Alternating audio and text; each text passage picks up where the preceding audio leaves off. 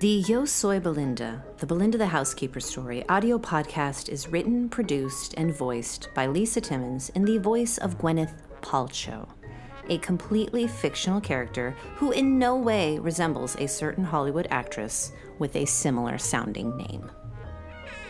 Oh, Belinda, where are you?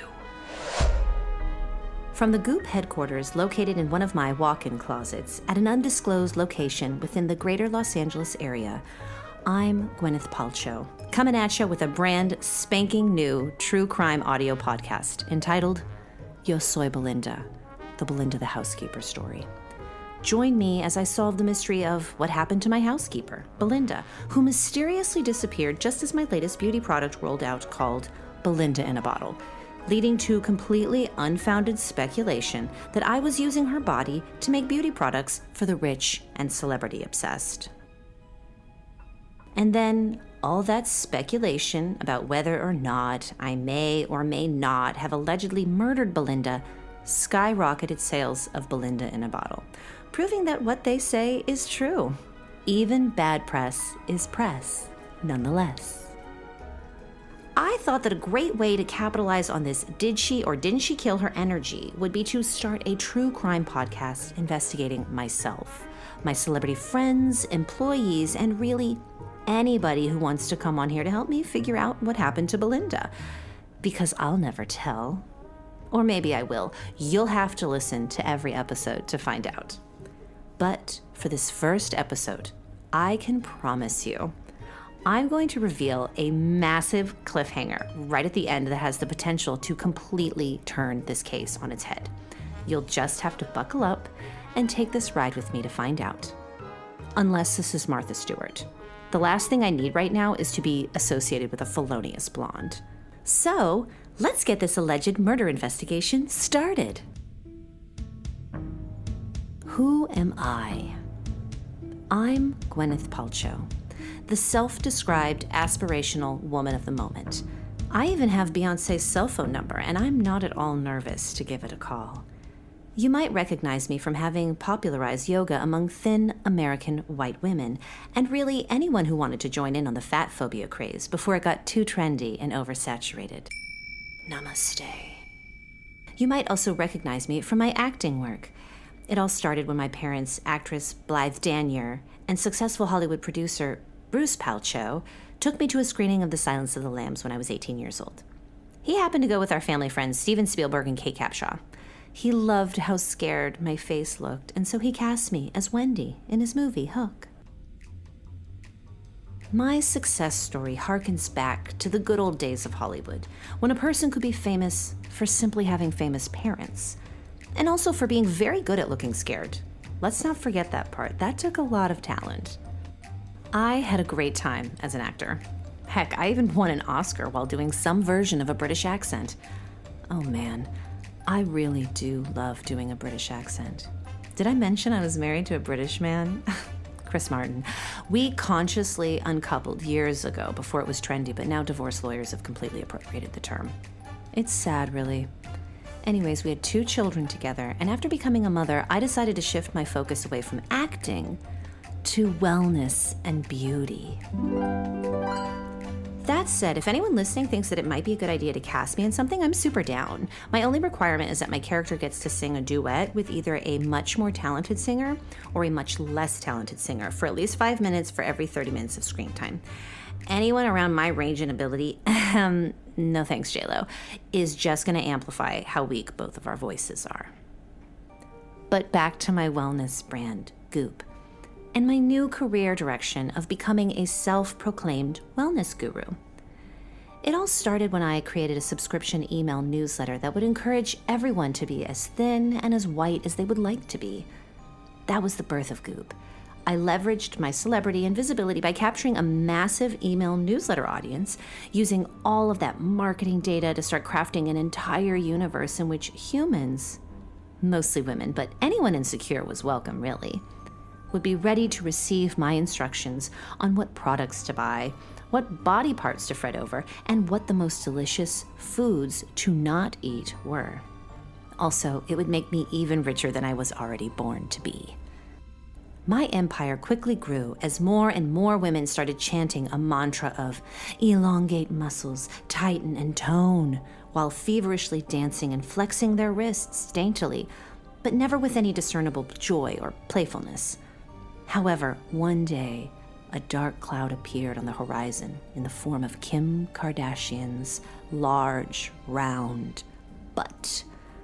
A cloud that would continue to grow until it would eventually cover the entire planet, blocking it from the sun. The year was 2007, a year before I would launch Goop. Acceptable tabloid magazines, the ones you find in the waiting rooms of reputable Beverly Hills plastic surgeons, still predominantly showcase the children of the rich and famous. These glossy magazines chronicled our lives, as was our birthright. We agreed to mature before the eyes of the public. And in return, we accepted their worship, adoration, and most of all, their sacrifice. It had been so for generation upon generation, and we were quite happy with this storied tradition. They financed our lavish lifestyles, and in return, we agreed that they should get to gawk and obsess over us as we lived like pampered animals in an open zoo. But when Kim Kardashian's sex tape exploded onto the internet, something tore in the fabric of the Hollywood monarchy.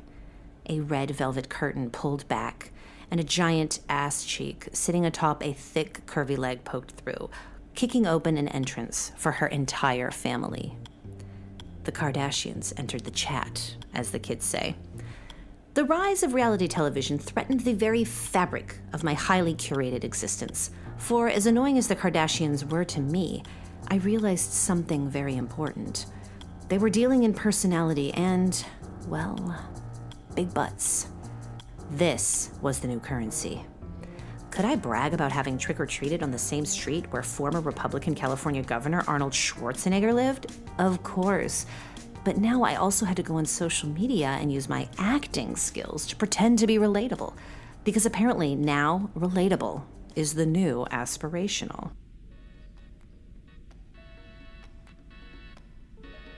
Why make this podcast? In an effort to rebrand myself as relatable, I've had to go ham on my social media, creating mini commercials disguised as casual, off-the-cuff, self-effacing chats with my fans. Thankfully, my fans adore me mindlessly. In fact, they adore me so much, they even let me tell them who to vote for. Actually, scratch that. Please don't Google my name and Rick Caruso. Well, if relatable was the new aspirational, who could possibly be more relatable than my housekeeper Belinda? I realized that I could bring her story to life by producing and starring in an audio podcast about her possible alleged death and how it was affecting me. It was a story that sounded like an Oscar campaign for a white leading actress about my age. It was the perfect project for me, even though I know there's not a serialized true crime audio podcast category in the Academy Awards. Yet. Andrea Riseborough and I are working on it. Wink, wink. But back to Belinda. A woman, possibly Latina, I never actually asked, of modest means, meets with an amazing, thin, blonde lady employer / mentor who inspires her with her beauty and interesting stories about hanging out with other celebrities. After years of cheerful service and being charmed by her employer, some dark mystery develops that enshrouds Belinda, like a real-life escape room puzzle for me to solve. How very exhilarating for me, the lead of the story. My first instinct was to reach out to Belinda's family. Not for permission, but for information about Belinda. Had she ever talked about me? Mentioned that I had been engaged to Brad Pitt and that we were still on speaking terms? Unfortunately, they didn't have any useful information like that for me to use in her now possibly developing murder case. However, they did ask me to, quote, please stop tormenting them, end quote, adding that I had, quote, done more than enough already to destroy their lives, end quote. That's when I realized I couldn't rely on anyone else to help me with this pet project. No, much like when I launched Goop, I would have to hike up these bootstraps and do everything myself.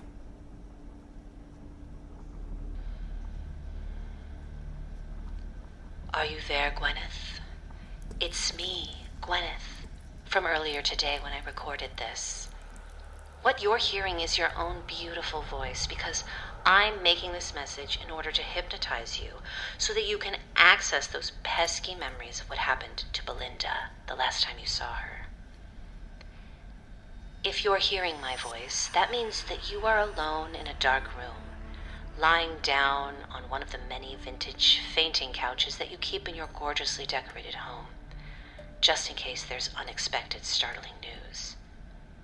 And now, you should be still and feeling relaxed so that you can focus on the dulcet tones of my voice leading you down the corridors of your subconscious. You will now start to feel very sleepy as you start to slowly count backwards, starting with 100. Before you finish, you will fall into a deep, deep sleep. I'm going to start counting now. 100, 99, 98, 97, 96, 95. By hypnotizing myself with a pre-recorded audio recording of myself, I hope to access subconscious memories that could reveal clues about Belinda's disappearance. I legitimately could not remember what happened to her. Our last encounter was somewhat memorable, but in all honesty, I don't actually recall exactly how we parted ways. Imagine your body is a bag of sand. It's totally emptied out, and you're just relaxed and empty. And all that's left inside you are those buried memories of what happened to Belinda.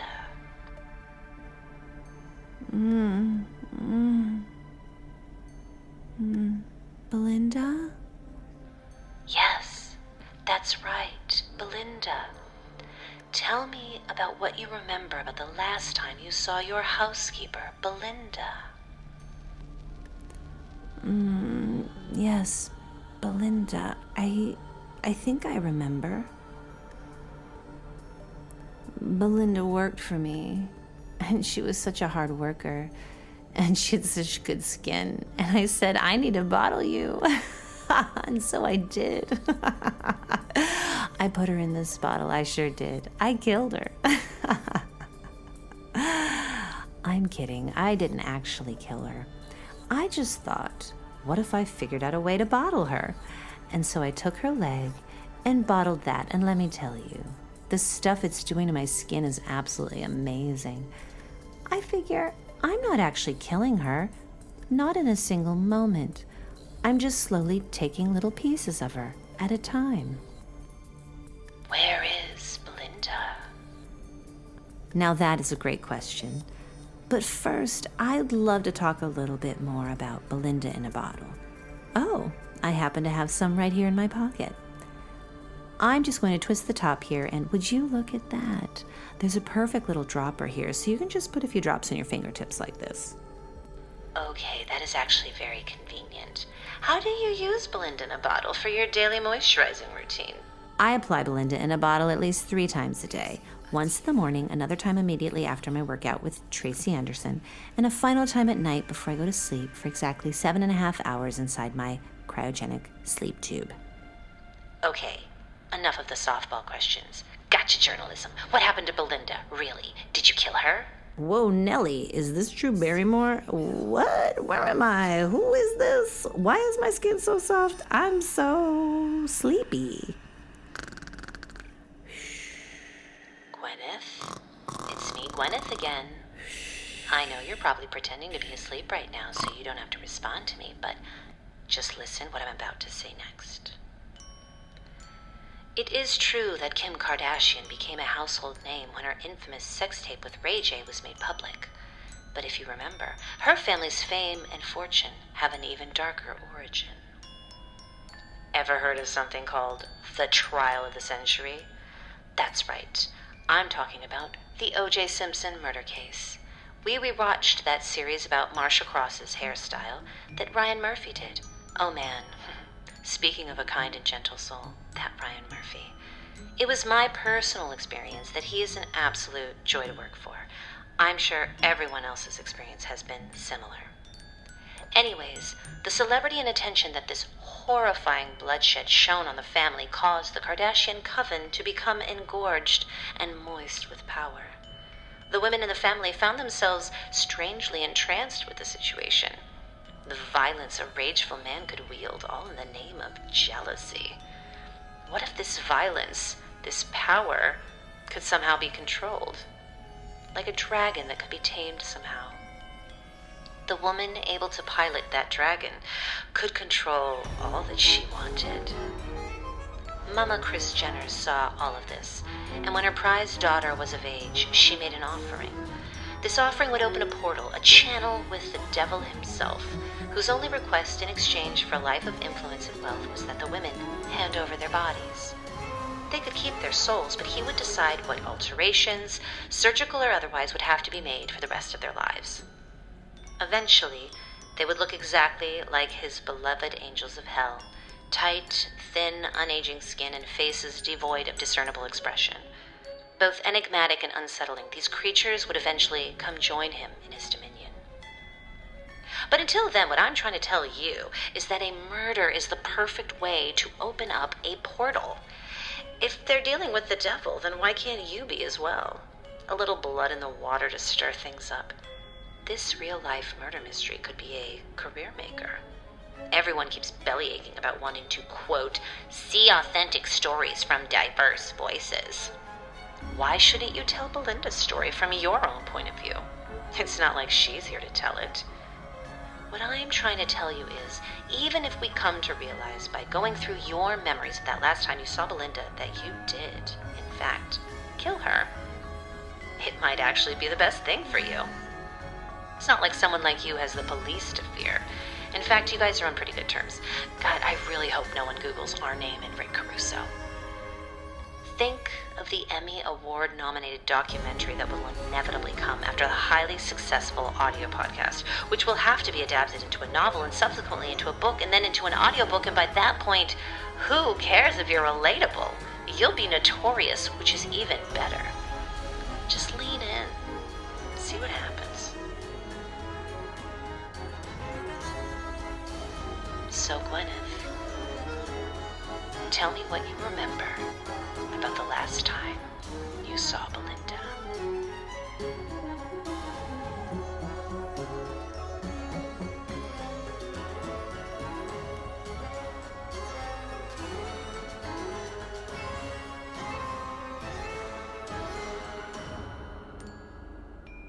Well, I remember it was a rainy day, and we were both alone in the bathroom.